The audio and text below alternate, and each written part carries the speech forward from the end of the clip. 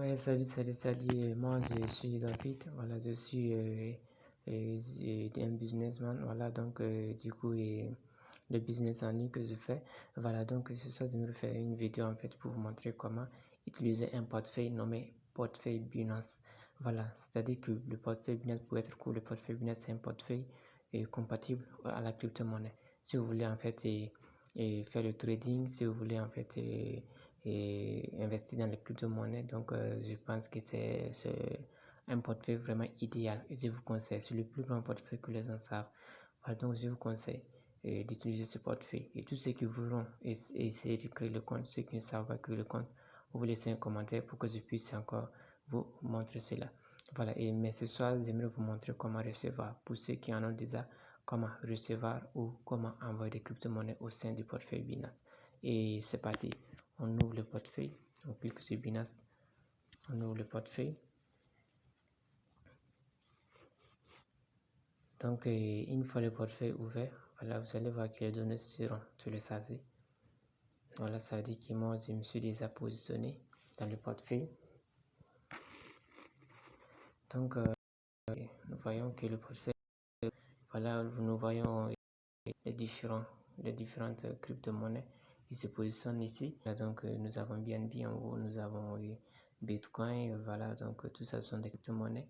Et voilà, donc le Bitcoin c'est la plus grande crypto-monnaie, voilà, de temps. Voilà, c'est la première aussi, lancée en 2009. Et voilà, donc pour aller plus vite, voilà, une fois que vous ouvrez le portefeuille, comme ça, voilà, vous allez appuyer au niveau de actif. Regardez en bas à droite, vous allez voir actif. Donc, vous appuyez sur actif.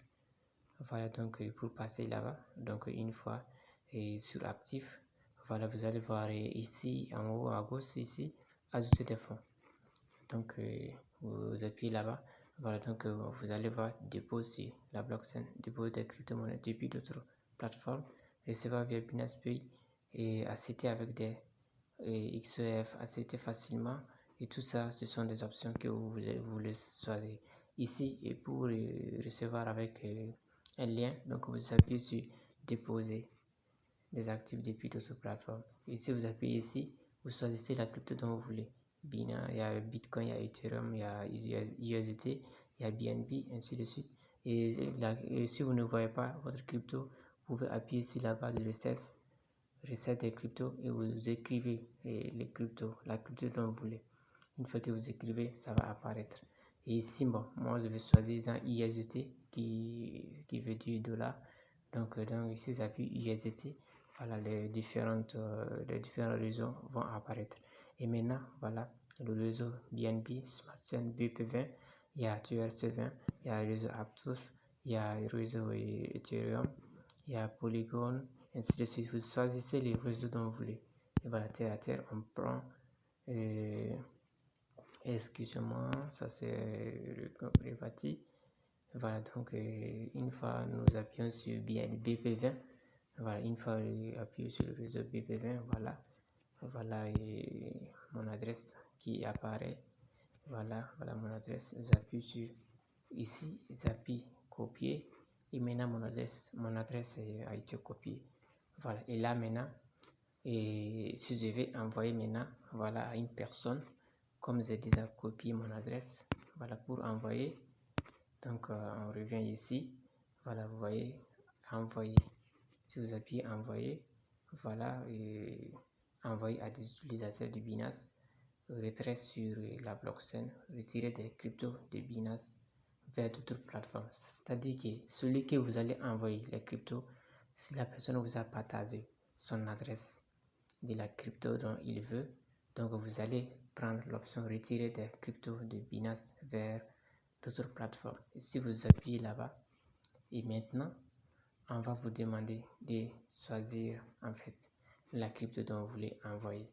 Donc moi j'avais copié mon adresse USDT. Je vais rester sur USDT. Et si j'appuie USDT, ça apparaît. Et j'appuie ici. Et maintenant, je colle mon adresse. Je regarde où l'adresse n'a pas été là. Et bon, je vais aller sur mon WhatsApp et puis chercher l'adresse d'un ami. et venir en fait coller pour vous montrer très facilement. Et voilà, donc je cherche une adresse d'un ami qui m'avait partagé son adresse. Et voilà, donc je prends son adresse et je viens, je copie et je repars ici. Je viens, je colle l'adresse. Voilà, donc je choisis le réseau. Voilà, je peux choisir le réseau BP20 et maintenant je mets le nombre de ISDT dont je veux. Si je mets le nombre de ISDT dont je veux, voilà, ici je n'ai pas de ISDT, c'est pour vous montrer. Si je mets le nombre de ISDT dont je veux et maintenant j'appuie sur retirer. Et voilà, donc j'appuie sur retirer, on va me demander de confirmer, de bien vérifier. Après cela, je vérifie et je confirme. Et on va me demander de mettre le même mot de passe pour pouvoir envoyer. Je mets tous les coordonnées et j'envoie. Et maintenant, au niveau du réseau, il faut être vigilant. Une fois que vous mettez l'adresse en haut, vous vous rassurez que le réseau est bel et bien l'adresse dont vous allez mettre. Parce que si le réseau est fausse, c'est-à-dire que votre transaction peut ne pas marcher facilement. Voilà, donc du coup, c'est cela.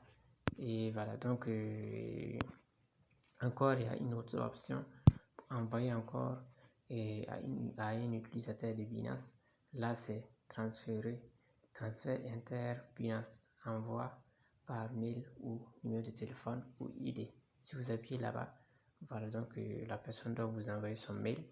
La personne reçoit son numéro de téléphone qu'il a utilisé pour créer son compte Binance, soit son ID. C'est très facile. Voilà comment retrouver l'ID. Après cette vidéo, je vais vous montrer comment retrouver son ID et tous les paramètres au niveau de Binance. Alors, si vous avez aimé la vidéo, n'hésitez pas à liker, n'hésitez pas à laisser un commentaire. Et c'est ça. Allez, activez la cloche de notification pour ne rien manquer. Bye bye.